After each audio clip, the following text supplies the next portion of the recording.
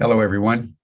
I'm Jim Garrison, and I want to welcome you to this session of Humanity Rising on the 3rd of February in the new year of 2022. It's great to be with you every day as we navigate our way through this pandemic. And the theme that we want to delve into with this session is the reality that farmers around the world, but particularly in India, are facing as they interact with ecological turbulence, with government regulations, with agribusiness, in such a adverse way that in India, over 350,000 farmers since 1995 had committed suicide. In the year 2019, it is estimated that 28 farmers were committing suicide a day.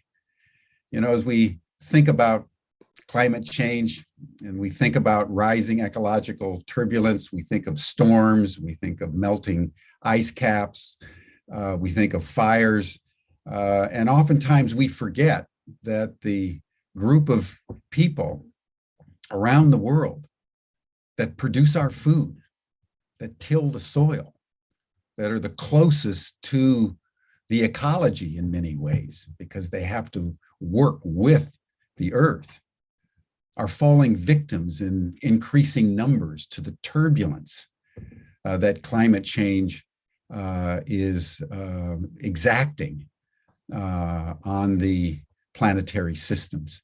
So today we want to go into that, and to do so with deep reverence for the earth, with deep compassion to farmers everywhere who are trying to produce the food that we eat that keeps us alive. And so that's our session today in India, looking at the phenomenon of the duress of farmers in that subcontinent. And before we do that, let us just pause as we always do and just take a moment and center ourselves in our bodies, remembering that our bodies are earth. We come from the earth. And let us attune ourselves with our hearts.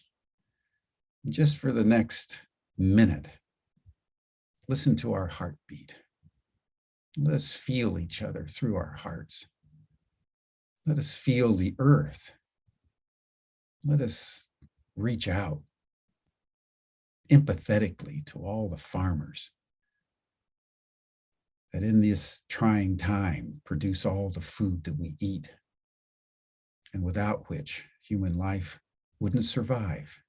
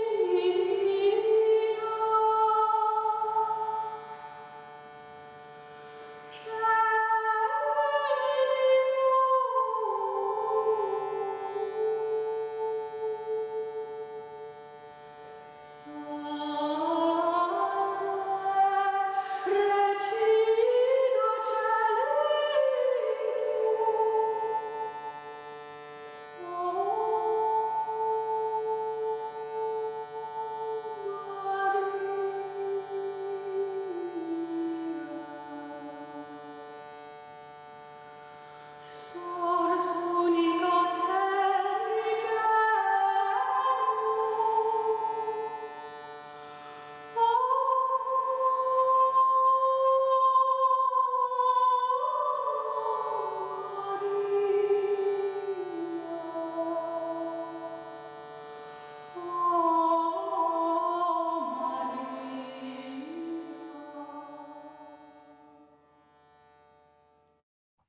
Thank you, everyone. Now it's my pleasure to welcome Vandana Shiva to Humanity Rising. Most of you will be familiar with Vandana.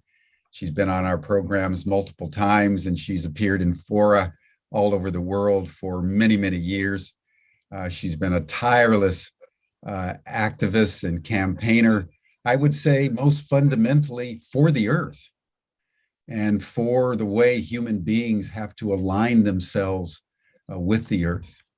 And so over her career, she's been at the forefront of the struggle against genetically modified organisms. She was at the forefront of the struggle to keep Monsanto with its monopoly control over seeds out of India. She's the founder of the Navdanya movement, which has really been bringing the notion of diversity and biodiversity and human ecology together for many, many years. She's been referred to as the Gandhi of grain for the work that she's been doing. So there's probably no one in India that is better prepared and better informed about the matters of the duress of Indian farmers than Vandana Shiva. So Vandana, welcome to Humanity Rising. And I thought the best way to start, given your passion for the earth, is I'd love to just hear your story in terms of your childhood, and how did this passion for the earth really emerge in your consciousness and in your heart, such that it has created such passion over so many decades at the forefront of so many social struggles in India and around the world? I don't think the passion for the earth has emerged. I've always seen myself as a child of the earth because that's the world I knew. I grew up in the forest where my father was a forest conservator, and my mother, who'd had a government job and was working in what overnight became Pakistan.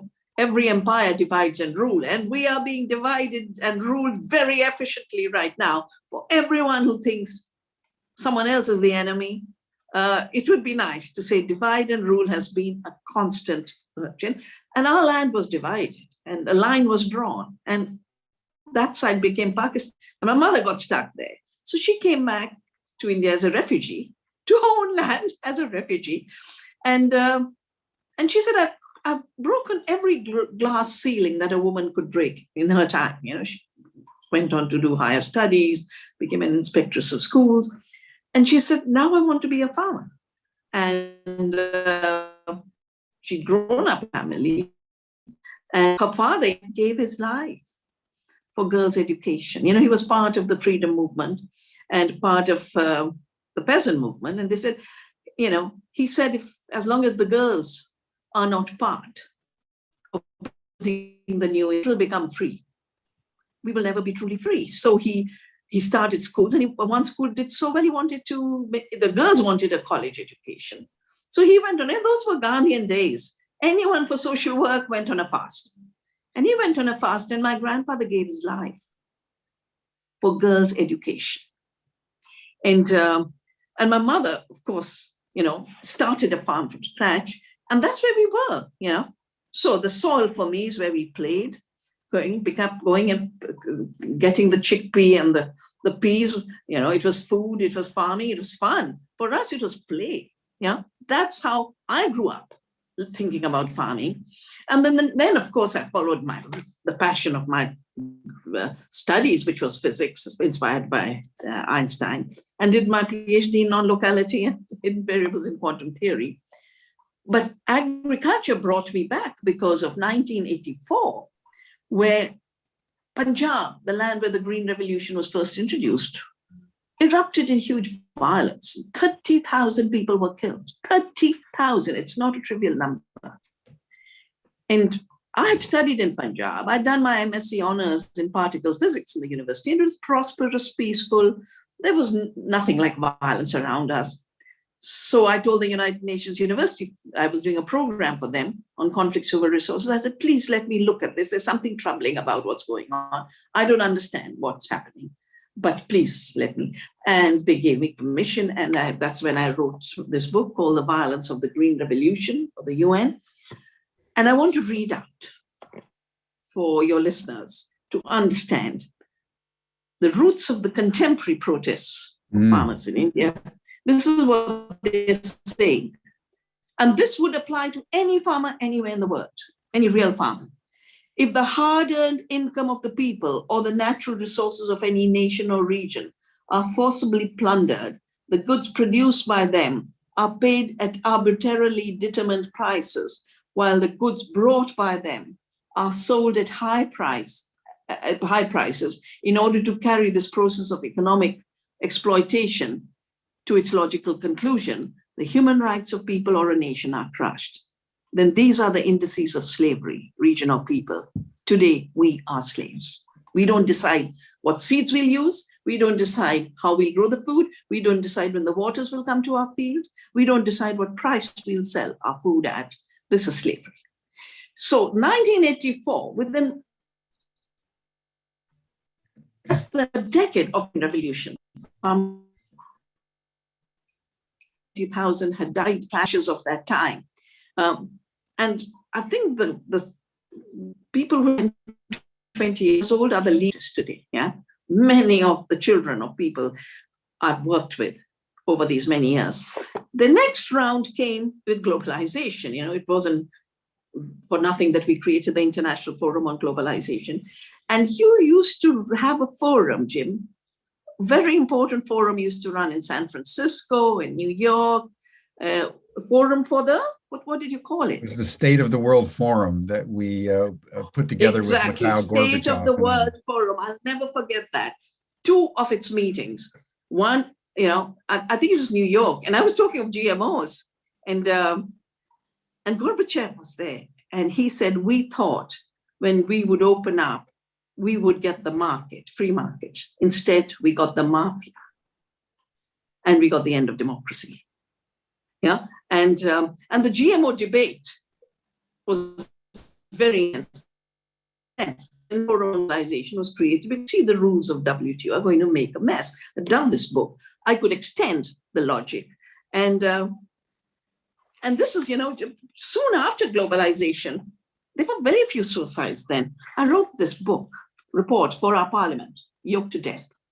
I said, if these rules of monopolies on seed, dumping of subsidized food by the Cargills, monopolies in the hands of Monsanto, who wrote the intellectual property agreement, monopolies in trade in the hands of the Cargill, who literally wrote the agreement on agriculture. Most Americans don't know that the US government was represented by the vice president of Cargill in the negotiations of WTO at the GATT.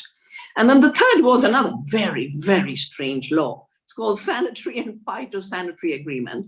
And it's really about industrial standards being imposed and making artisanal food illegal, making our cold pressed milk. 5 million cold pressed mills were shut down overnight under this kind of law.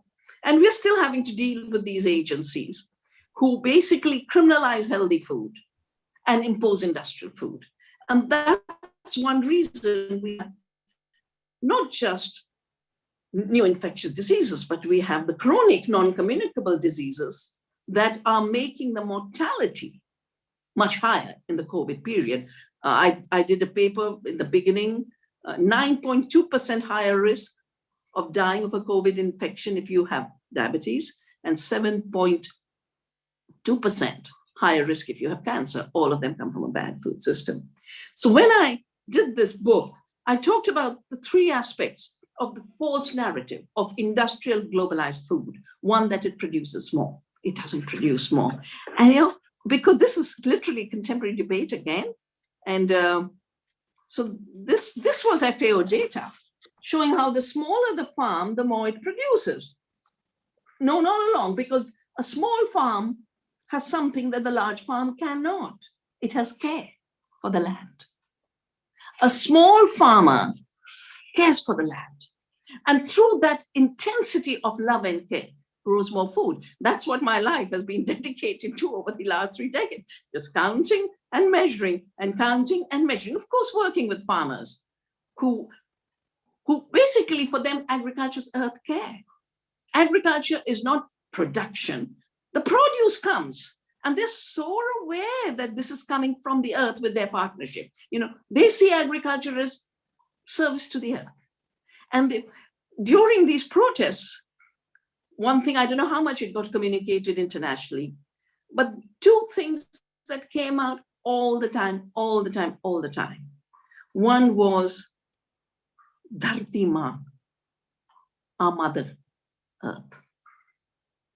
We will not be torn away from Mother Earth by your fraudulent laws that want to get rid of every farmer of the world. We will not allow that to happen. And the second, beautiful thing, and where does the strength come from? Where do we have the strength to be on the streets for 14 months? Solidarity, community, spirituality. That's what they were cultivating. They created villages on the streets, and they had spiritual singing day and night and community food. How could they last so long? They were cooking, men were cooking, women were cooking, old were cooking, young were cooking. And it was a celebration, because anything done with love becomes a celebration. So I have never seen a small farmer doing their own farming a miserable creature. They're joyous. They are generous. They might have a little bit of food, but they're going to share it with you. And I remember, with the tribal areas once, they were fighting a bauxite case. And suddenly in the middle of it, an older man just gets up and said, now I must leave. So I said, what happened? Is there an emergency? Why is he leaving so suddenly? And he said something in his local language, and they translated for me. He said, he's saying he's going to beautify the earth. For them, farming is about beautifying a beautiful mother. Yeah. So it is time to air up the fact that industrial agriculture is a very recent phenomenon. It's a post-war situation.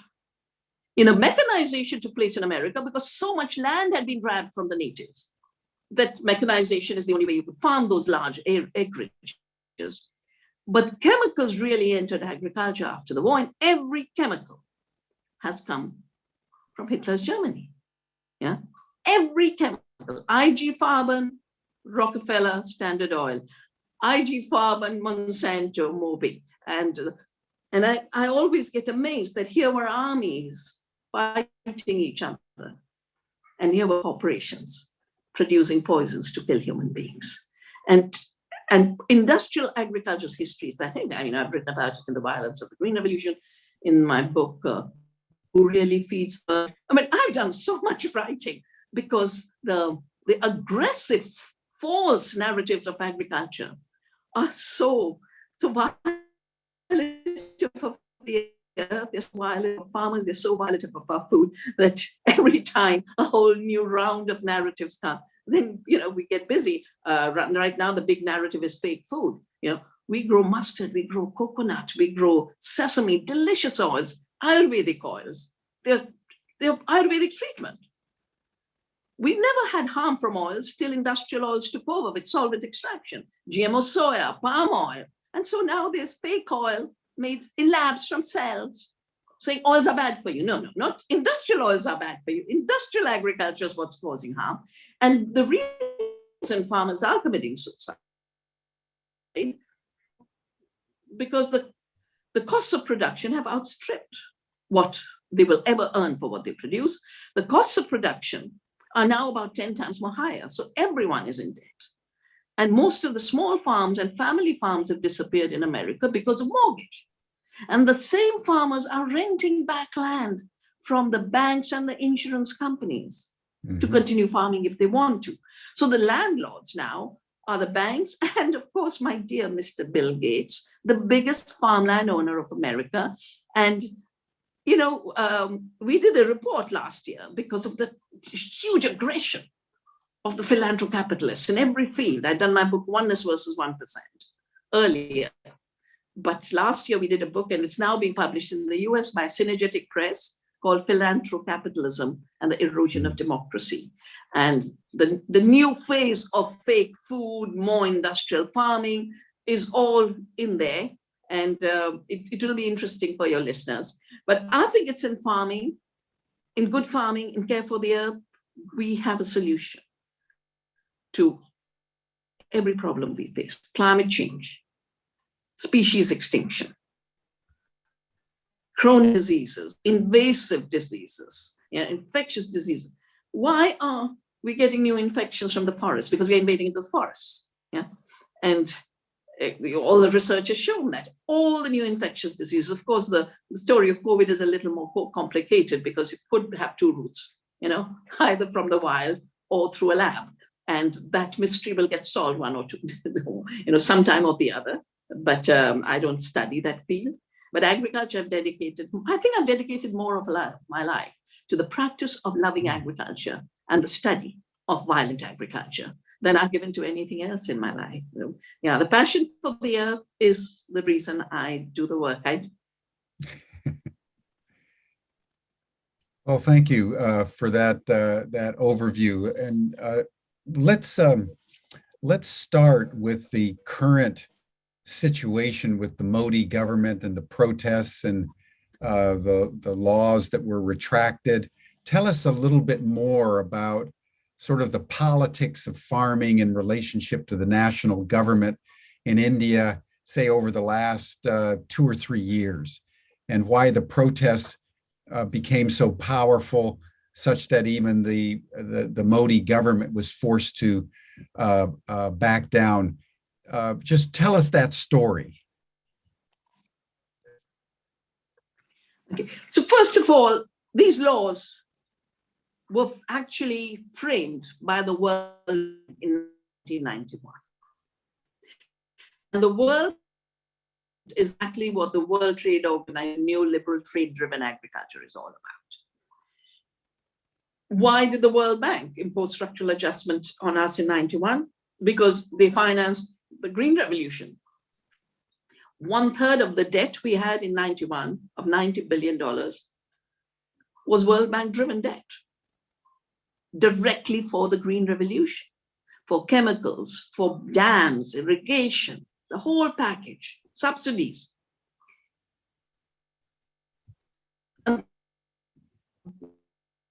Back into that, you must, which is the same one.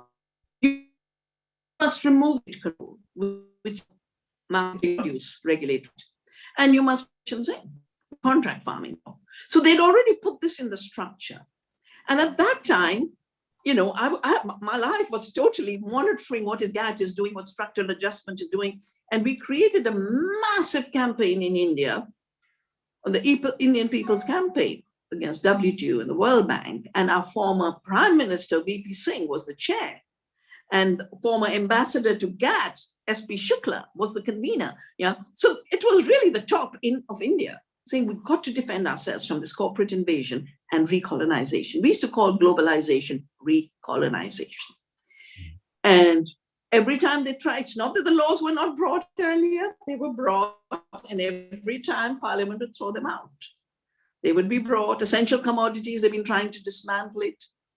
And I just found a photograph of an old parliamentarian who's no more. And we were protesting 20 years ago on the dismantling of the price control law. So over these many years, the fathers of the people who are leading the movement today were fighting them too.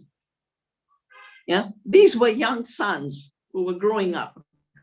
Rakesh Tikait, big leader, his father Mahendra Singh Tikait used to be in the protests with us. So why the energy in the farmers? I think people need to recognize that first of all, India's a land of small farmers. And we're not a land of small farmers by accident. We're a land of small farmers by conscious choice, because only at the small scale can you care for the earth. One of the leaders fighting right now, including in elections, is the grandson of a former prime minister of ours. And his name was Charan Singh. And he was an agricultural economist, but also a farmer. And he said, as an agricultural economist, if I had 100 acres of land, let me read this quote for you. If, he says, agriculture being a life process under any given condition, yields per acre decline as the size of the farm increases. The same graphs I showed of the FAO. Yeah. And so if I had 100 acres in a crowded and capital scarce country like India, I would hand over those 100 acres to 40 small farmers because they will take more care of the land and produce more food. I will not give it to one large farmer. Here's a prime minister, an agricultural scientist, and an agricultural economist saying small farms are the way. Our freedom movement was based on defense of small farms.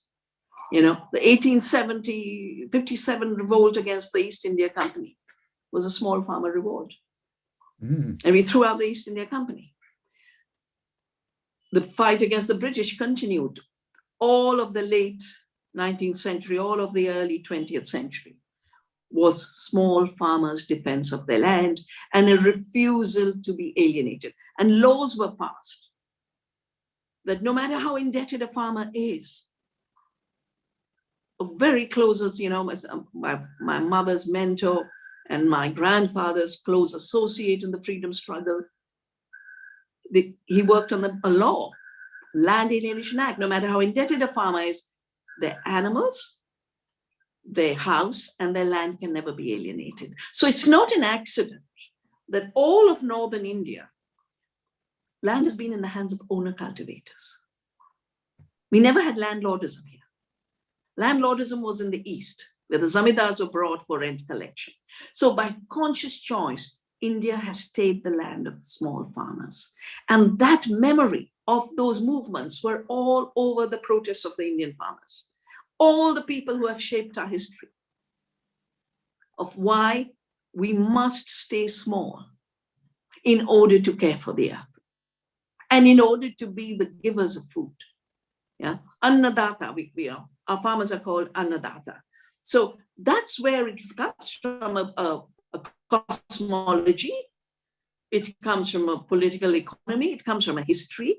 And the fact that every fourth farmer of the world is Indian is a result of that struggle. And the historic role of the current farmers movement was that they literally said, we will stay small farmers and we will not accept your pathetic definitions of poverty. For us to be a slave on someone else's farm is not prosperity. We will not be slaves. And they understand, you know, like I said, they're sons and grandsons of people who've been through this globalization process. And people forget the Sikhs are all over. You know, the son of the Sikh farmer who's protesting here might be in Canada or US or Australia or wherever. And that's another reason they could not silence the movement. You know, the farmers had their own familial networks to spread the word. And they were percent. The beauty was they created not just communities and villages, but the women played a very big role. They overcame caste, a very big burden in India. All the castes were there. All the religions were there, while divide and rule is going on from the top. From the bottom, unity is growing. And I feel just so proud of the farmers who do their everyday work of growing our food, the wonderful farmers I work with who are organic, ecological, conservers of seed, but also the farmers who continue to resist. So the situation now is that when the government backed down several months ago, what did they actually back down from? Is it the case that the farmers managed to preserve for now the small farm system? What was the actual battle line between the government and the farmers? Yeah. Okay. Yeah. So the battle line really is, as I said, the reason small farms are disappearing is because of deregulation. Deregulation of input structures and deregulation of market structures, both sides. So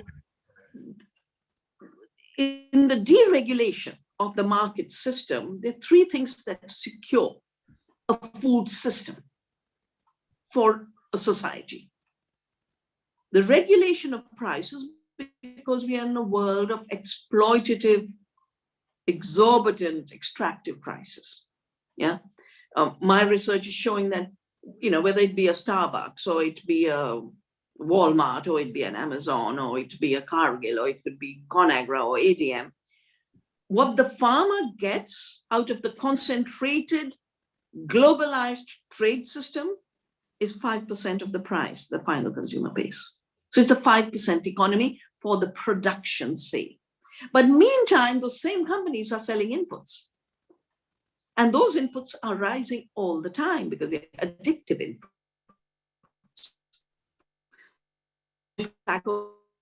You have to do 4 sacks. Yeah. If pesticide once, just pay 10 times. Yeah. So it just keeps escalating. Cost of production keep escalating, and the price of what the farmer grows keep collapsing. So you need regulation of prices and you need regulation of markets. That's what we built because we had suffered man-made famines during British times. Yeah. 2.1 million, 2 million people died in the Great Bengal famine, and different estimates give 40 to 60 million deaths because of the extractive economy of rent collection by the British. So we made sure no one can speculate on prices. That was the first law, Essential Commodities Act. This rollback means prices are regulated. They can't be deregulated. The second law is because we have a very large diversity of markets. We have local markets, we still have village markets, and then we have these producer cooperatives where farmers bring, and because there's this regulation on the scale, no trader can hold more than a certain amount to not have speculative hoarding. So these are decentralized systems where farmers bring their grain and they are procured at a just price. And that was the second law that was being dismantled, which meant the big corporations, and now the bigger global corporations have learned, put an Indian company in front, it's easier to open doors. And so the 2 big names in India are Adani and Ambani, but they all have partnerships. Ambani has partnerships with Gates and Microsoft and Facebook and everyone under the sun. And the Adanis, I'm sure, are totally linked to the global agribusiness. So the price regulation stays and the market regulation stays. The third was contract farming. Now, contract farming, the farmers realized, is a way to trap them into indebtedness. Yeah. And the farmers knew they would not be able to retain their land. And this had been said earlier, that you can't alienate the land from farmers straight, because we have very strict land ceiling laws. We have a ceiling on how much you can own. We reversed landlordism. But if 20 farmers in a neighborhood get indebted and have to sell to a company, at the end of it, that company controls that land. It becomes the landlord. So farmers understood that, and they said no to contract farming. So the third law that was struck down was the contract farming law. Gotcha. And on the suicide issue, I want to mention, and coming back to the passion for Mother Earth, the figure actually has increased beyond the 350,000. It's 400,000. And 85% of these are in the cotton belt, which is monopolized by the Monsantos of the world. My bindi is gone. Shouldn't be here without my bindi. So the debt is for seed and chemicals. And because there's a monopoly, of course, the price goes through the ceiling. And every suicide I have witnessed, not seen directly at that time, but if I've gone to visit a widow, the story is always, they borrow one last time from the agent to buy a bottle of pesticide. And then they go to their land and drink it. They never commit suicide at home. They always go to the land and drink pesticide, and their bodies are found in their little piece of land. And I said, this is because they have such love for the land, and they're in shock. They don't know these pushers who said, take this, take this, take this, take this. And before you know it, the land's out of your hands. And the fellow didn't even know they're taking his land. So every suicide has been really going and hugging Mother Earth before they die. Mm, mm. That's So the debt is for the pesticide and the suicide is through the pesticide. And they go, and I think they probably apologize. I don't know what those last moments are for the farmers, but I think it was totally avoidable. It was known, I've done about 30 editions of a report called Seeds of Suicide. And of course, if the trolls were after me, the poison cartel trolls, the Monsanto trolls, it's because of that one set of connections I made, that these costly seeds and costly chemicals are getting farmers into debt. And debt is driving farmers to suicide. This is debt-driven suicide.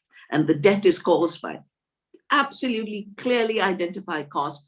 Our national data shows 75% of the costs are costs of inputs, seeds and chemicals. Same companies, same poison cartel of four. Monsanto, Bayer, Syngenta, ChemChina, Dow, DuPont, who call themselves Corteva, and they run programs on BBC, and BBC pretends these are news, but they're advertisements, and then you have BASF. And these were the same players in Hitler's Germany. This was the IG Farben cartel. Wow. Wow, it's hard to take in, Vandana, that I know it's hard to take monopoly. in. Go ahead. Yeah, but the only way to take it in is to transcend the outrage and grief that this causes through a deeper love for the protection of the earth through non-violent farming. That's been my way, ahimsa, farming of ahimsa, non-violence for the earth, and solidarity with our farmers. And that's what I do, that there are other ways. We don't have to go down this suicide path. There are other ways. And we'll do a program at the end of the year, Jim, because we are working with widows. We are working with the area of BT cotton, and we are helping turn it around. We are getting farmers out of the debt and out of the monopoly, and the farmers are earning twice as much. And they're much happier because now they're taking care of Mother Earth. Now they're taking care of their own seeds. They're taking care of the families. Here's this woman who was a widow and crying. And now she's talking about how she produces more food, So I think, yes, they're powerful and they're brutal and they're a mafia, but they are not more powerful than the earth. And they're not more powerful than our resolve to work with the earth, as you said, to align with the earth for a new healing. Let's turn to the issue of GMOs, because in the United States, for example, we've lost that battle. Essentially, the GMO industry is pervading even organic food without public awareness, unless we're very scrutinous.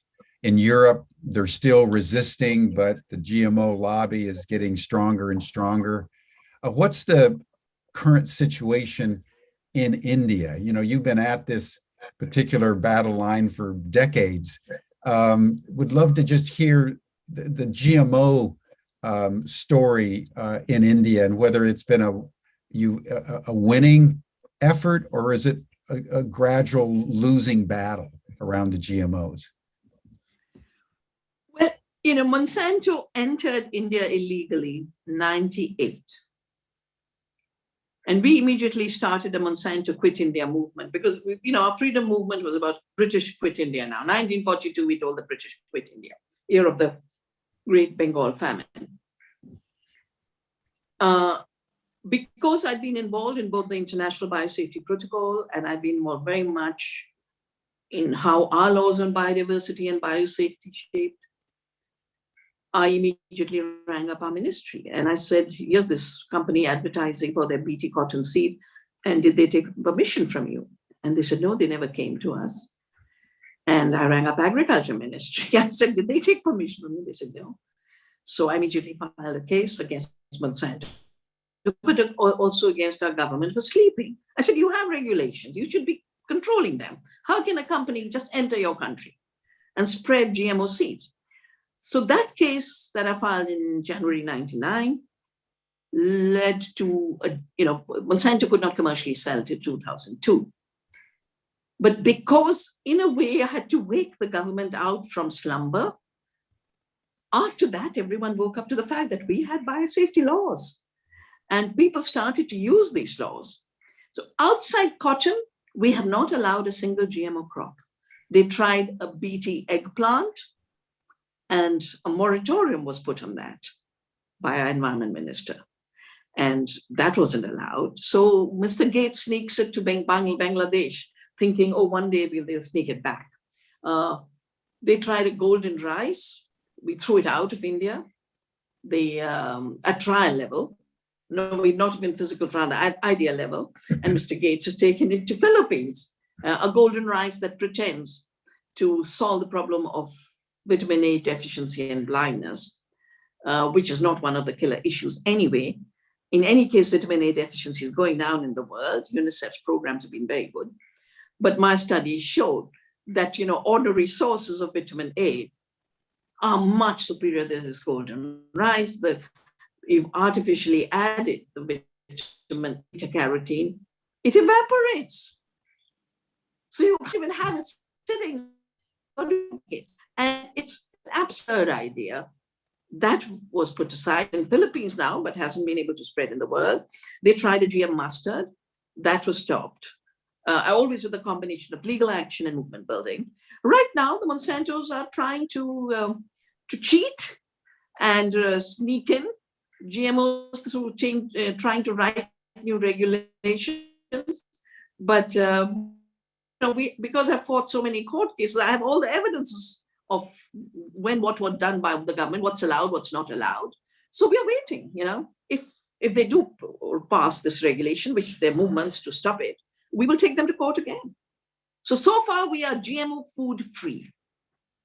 Wonderful. Except illegal entries, of course, happen, but right. Through legal approval, no GM food. And how did the cotton GMO take place, and how did they sneak that through? Well, the funny thing is, they're so arrogant. They sneaked at the level of law, but they showed off at the level of advertising. Otherwise, how would I have come to know? I came to know because there were absolute full-page ads in Indian paper. Next year, Indian farmers will be having Bolgard cotton. Because I'd worked on this since '87, when I attended a meeting where the chemical industry, which is the biotech industry, which is the seed industry, was talking about GMOs and patenting. And I've been saving seeds since then and fighting GMOs. Idea of GMOs then, but commercially. I'd worked with American farmers, the GMO cotton farmers, the GMO soya farmers. And we knew that Monsanto lost a case with the Texas farmers because of the failure of Bolgard. It wasn't controlling pests. Monsanto had to pay out a huge amount. So when I saw this ad, I knew the name Bolgard from the Texas farmers. And that's how I came to know it's BT cotton. Otherwise, no one would have known it's BT cotton.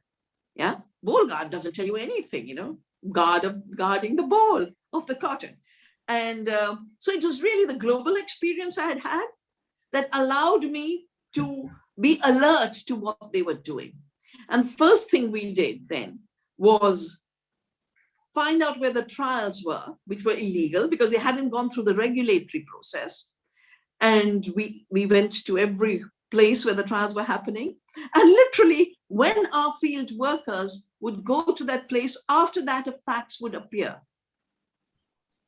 for a fake approval from the wrong agency. And all of this then became evidence in our court case. And, I was threatened massively. I mean, they tried everything. So the day they were threatening, I just made 10 copies of the writ. And I gave it to everyone I know.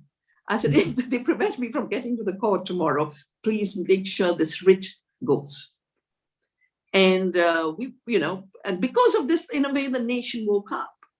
I remember the TV would call me and we'd have a debate. And the next day, the editor would get a call. If you ever dare repeat this, we're going to shut your channel down. I have lost columns in newspapers, TV shows, because the editors were threatened and they backed out. So it's been, they're ugly. They are as ugly as any mafia can be. And I've lived through it. So I know. I mean, they have attacked farmers. They have attacked environment ministers. The environment minister of Mexico, he resigned because they were literally breaking into his house because he has talked about no GMO and phasing out glyphosate. Yeah. Victor Toledo. Yeah. So they will not stop at, after all, what's the history? The history is making chemicals to kill, Agent Orange, Xylon B, poison gases. Now, when that's where you grew up, you have no conscience about what harm you're causing to human beings and to life on earth. So they don't have that sensibility and that conscience. Yeah. Now, as you know, the rest of Asia, Vandana, what's your assessment in other countries, say Pakistan, Bangladesh, Sri Lanka, the ASEAN countries around the biodiversity, agribusiness, GMO issue? Is India being followed in its anti-GMO legislation? How would you characterize the general situation there in Asia? Well, I mentioned how they sneaked the BT eggplant, or BT brinjal, we call it, into Bangladesh and subverted their law. They have good law, but they subverted it. And sadly, the USA, the US government, the Gates Foundation, Monsanto all join hands to push this. On the other hand, there's a court case in Pakistan, and that either GMO or some other GMO, because I know the lawyers would be calling me and asking, so I would be sending all the books to them and all the results of our legal fights. Sri Lanka, has tried to go organic, but they're in crisis because they're in deep debt. They're in structural debt. And of course, interestingly, the trolls give me so much credit. They give me so much credit. They're blaming me for the crisis of Sri Lanka.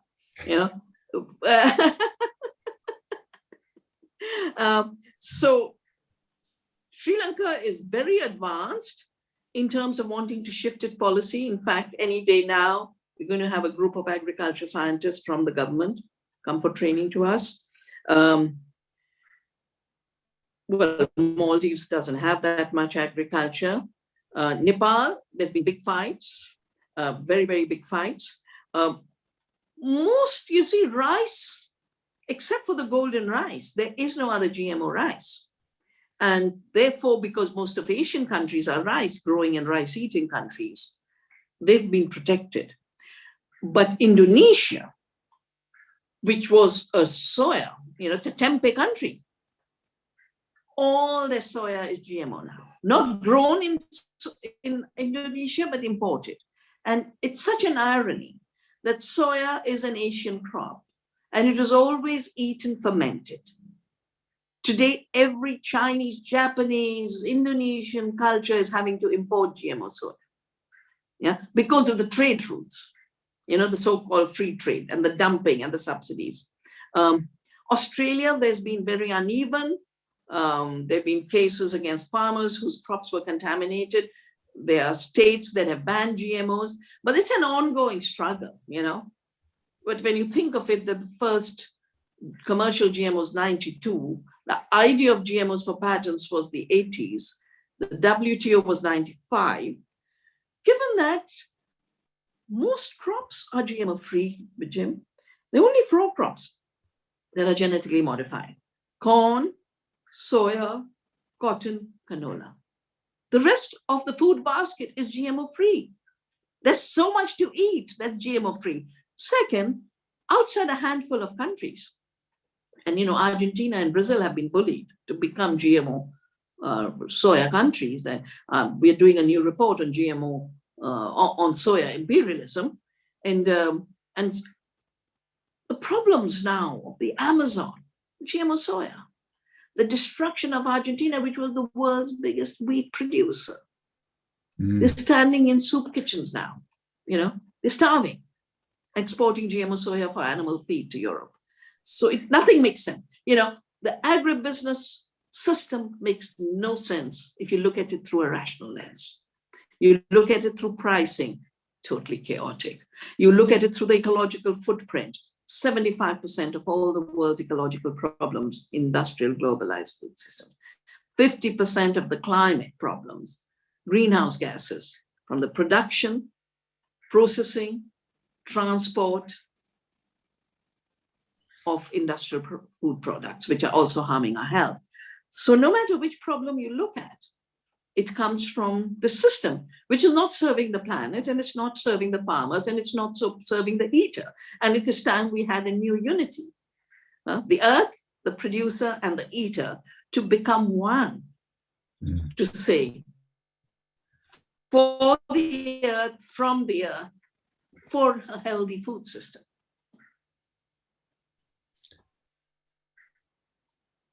Well, I think it's worth noting, the relationship that you're painting, with the big agribusinesses, the Gates being a big landowner. Robert Kennedy has drawn attention to that. Basically, that same mafia is also in control of the vaccination regime worldwide. And that there's a whole perspective on what's happening during COVID that takes into all of our lives and all of our bodies chemicals that are being produced by these companies without regard to natural systems, but in regard to chemical poisons that are deleterious to human health. And I know you were one of the people who endorsed Kennedy's book. So I think it would be interesting for people, Vandana, for you to draw some connections between what you're describing in terms of agribusiness and the major pharmaceutical industries in relationship to what the products that they're putting into the global market.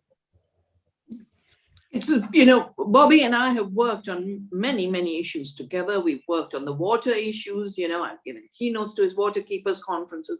I've helped him create water keepers in India through the water keepers network for the Yamuna and the Ganga. In 2017, we joined hands to launch a poison-free campaign for the US. I had started Poison-Free World, with all the death and the suicides in India, with a very famous village in the Alps called Malls, where a referendum threw out the pesticide industry. And then, of course, the industry went after the people, went after the journalists, went after the mayor, went after the medical doctors. So, Bobby and I were together to say there's no place for poison. Bobby at that point had been fighting with the law firms that were fighting the cases on glyphosate. Remember the 4 cases where Bayer Monsanto lost. Bobby was very much part of that legal team. So he's been part of these common struggles for water, for the seed, for food, and against poisons. Most people don't realize, A, that big pharma and big poison are the same industry. They're not 2 different industries. Exactly. So if you look at who's making GMOs, Monsanto is Bayer now. So the biggest maker of GMOs and the biggest maker of agri-chemicals is Bayer. They're not an aspirin maker. They're a poison maker. And actually, long before they made aspirin, they made heroin. And the reason they gave the name heroin was because it makes you feel like a hero. They began the drug system. Yeah. I have a poster in which I have a photograph of the bottle of that time. So they make the poisons, they make the GMOs, they give you cancer, and they've got the patented cancer drug. So it's an amazing, in physics, we know there's nothing like a perpetual motion machine. But in money making with the poison cartel, there's a perpetual motion money making machine by causing harm. Mm-hmm. So all of my work in agriculture shows that what went wrong with industrial farming was pretending that without chemical industrial inputs, you can't produce food. Yeah. And our work in Navdanya has been to reinforce centuries of learning, the best of organic farming, the best of ecological science, the best of agroecology, that no, the earth has the potential, and we have the potential to create internal input systems with other true circular economies. You don't need chemical fertilizers. You don't need pesticides. So this external input system comes from the poison industry. The equivalent of what they've done to agriculture with selling chemical fertilizers and pesticides is, and there it's based on what I call, the idea of the empty earth, the dead earth, which is the Cartesian idea, the Baconian idea, the colonial idea that there's a dead earth for us to own and conquer. But the same is extended to our bodies, because after all, we are the earth. So when you extend that the earth is dead, without a chemical fertilizers, nothing will grow. And Bill Gates is saying that in his book, Climate Catastrophe. He's saying without chemical fertilizers, we can't grow food. And he's standing in front of a fertilizer company saying, this is the future. Someone who doesn't understand fertilizers emit nitrous oxide, which is a gas 300 times more lethal for climate change than carbon dioxide. A man who doesn't understand that there's dead zones of the oceans are created by nitrogen fertilizers. And the death of the living soil is caused by chemical fertilizers. Yeah. If they can spin that narrative about the soil, they can spin a similar narrative about our bodies. Our bodies are inert. They can't do anything till you have an external input. So see the external inputs like the urea. Yeah. The interesting thing is, all chemicals in agriculture come from fossil fuels. And I keep telling my friends who are so anxious to get the fossil fuel industry out, I said, look at agriculture. But every chemical in the pharmaceutical sector is made of fossil fuels. So we are living a fossil fuel-driven, toxic system. Yep. And this toxic system is causing harm to the earth and our bodies. A final point, Pfizer and Monsanto are linked. Because Pfizer bought Pharmacia. Pharmacia is the mother of Monsanto. So if you do the ownership webs backwards, you will realize that not only is the profit making linked, the companies are totally linked. And then finally, as my book Oneness versus 1% is shown, and it's available in US from Chelsea Green, that 70% of all corporations are now owned by the big giant asset management funds, the BlackRocks and the Vanguards. So it's one web, it's one tight web. And the only way to deal with them is to deepen the webs of life, the webs of relationships, the webs of love and compassion. And the more we deepen that, the more we get resilience and immunity, because at the end of the day, all true science teaches us that the best immunity is the immunity in the gut, through the food we eat. Our gut microbiome is the answer to health. Feeding it right is the best immunity against any risk of any disease. That's also the reason why the junk food is the reason for comorbidities. Yeah. So if there's a disease paradigm linked to a profit paradigm, it is harming our gut and it's harming Mother Earth. And if there's a healing paradigm, it is healing Mother Earth and healing our gut. And the action is the same action. It's not two different kinds of actions.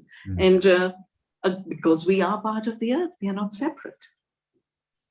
Well, that's a profound and beautiful image, Vandana, that even as there's a web of poison and a web of corruption predicated on this notion that the earth, our bodies, it's all basically mechanical and dead, and what you put in from the outside that you control, that is the mechanism of progress. The opposite is actually where we have to spend our energy and our committed time to build the web of life and compassion and interconnection and reverence for the earth. So I would love to just have you speak to that alternative vision for the next, as we conclude our dialogue together. We'd just love to hear from you as you address each one of us, what in your view are the priorities or the values that we need to embrace, given the dark web of agribusiness, pharmaceutical machinations that we're all dealing with, whether it's through agriculture, COVID. What's your vision of how we animate life and our own vitality? I started to save seeds because I didn't like the idea of 4 companies owning the seed and forcing GMOs on us and taking patents on it, and the arrogance of creating life. And you're talking about the emptiness. Till last year, or till before COVID, we were in the courts, Monsanto still attacking India's law that say you do not invent life. You do not invent plants, animals, and seeds. They are not patentable. That's what our laws say, Article 3J of our patent law. And Monsanto's been hammer and tongs after this. And so they came to the court and said, the seed is an empty container. It's the chemicals we put onto it that make it a Superman. Yeah, that's the rubbish they speak, and they call it science. Let the science speak, I've not, in all my years, now 50 years of being a student and practitioner of science, seen such rubbish pass as science. Mm-hmm. And so what do we do? I think I realized that a little bit of service to the earth can intensify the web of life in the soil. And then the soil produces so much nutrition in the food we eat. The research is now coming out so clearly that organic foods are much richer in nutrition. Indigenous seeds are much richer in nutrition. So we evolved the indicator of nutrition per acre, not yield per acre, which is an empty mass measurement. How much does it weigh or how big is it, rather than nutrition and nourishment in it.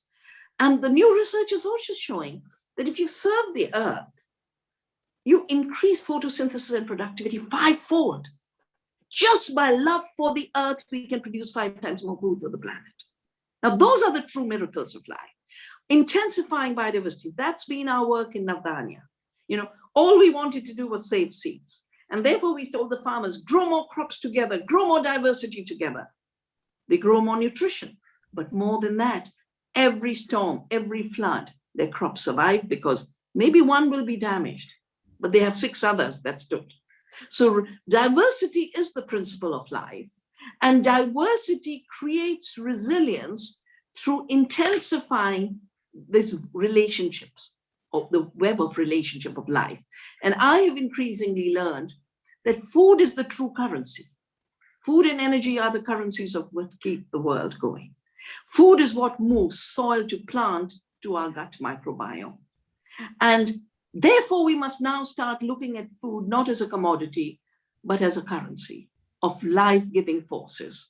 And we must start recognizing that eating is a sacred act, growing food is a sacred act, creating food communities is a spiritual duty for hope for humanity and the earth. Mm. Mm. By the way, just say a little bit, what's your diet? Are you a vegetarian? Are you an omnivore?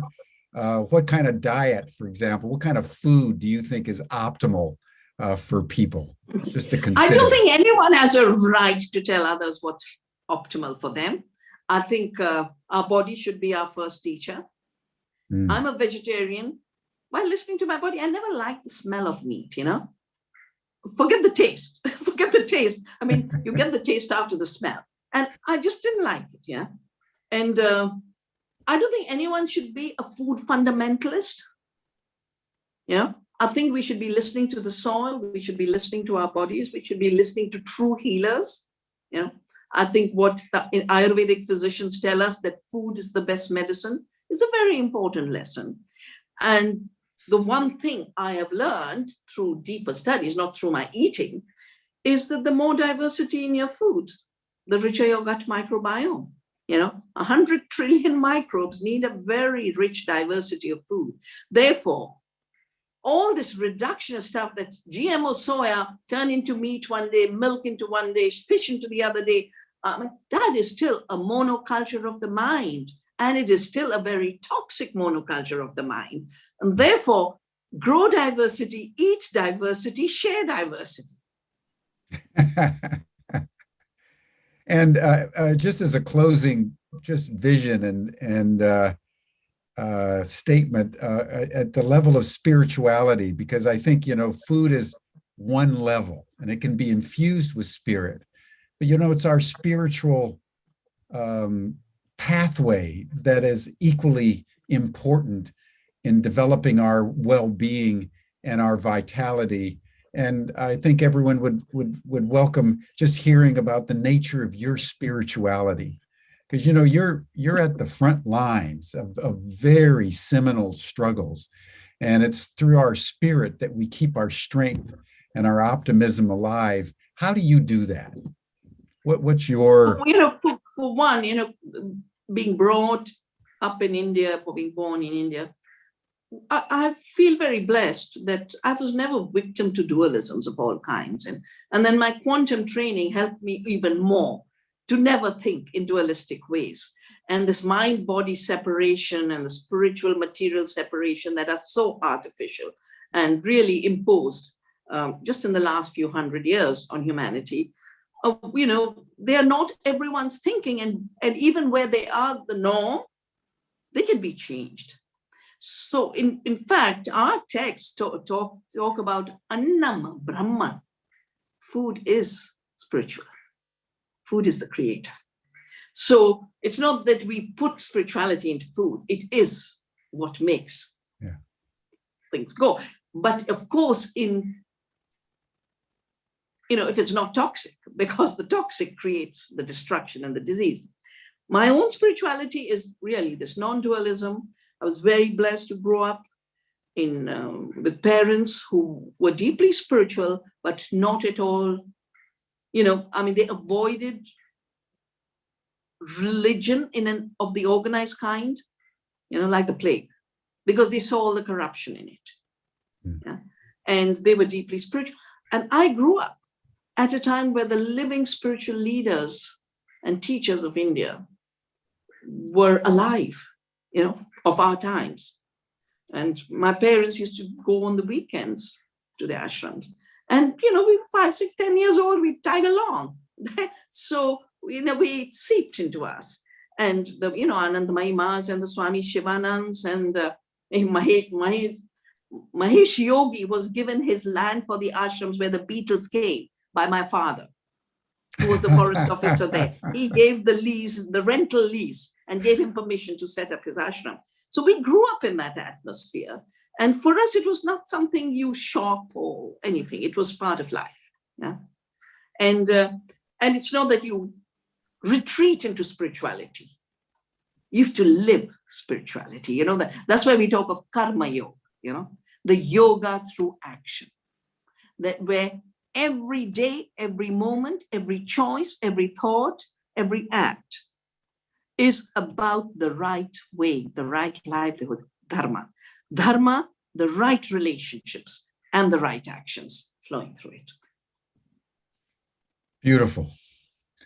Beautiful. Thank you so much. This has been deeply informing and brilliantly inspiring. I love this notion of food as spirit, and that the richer the palate, the healthier you become.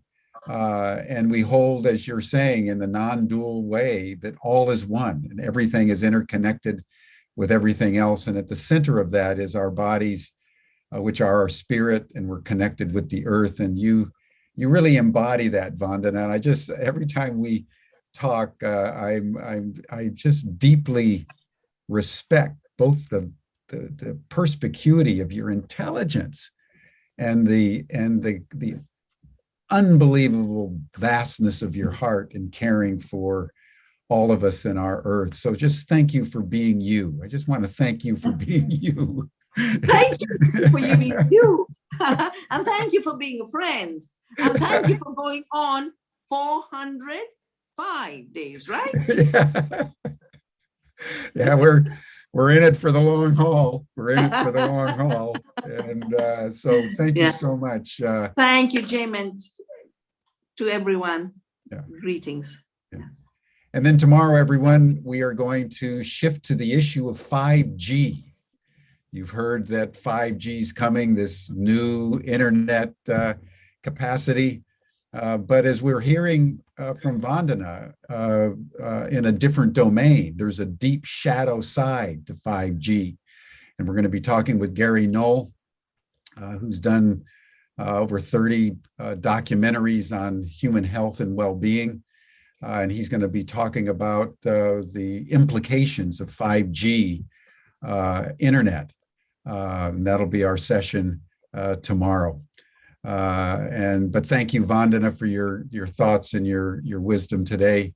We'll now bring this to a close with blessings of the body, blessings to our earth, and blessings to the compassion that all of us can participate in and spread, that knits all of us together at this crucial moment in time where so much is at stake. And as Vandana says, every choice, every thought, every action makes a difference as it contributes to the future unfolding of our presence on this beautiful planet of ours. So thank you, everyone. Thank you, Vandana. Thank See you you. tomorrow. Bye-bye.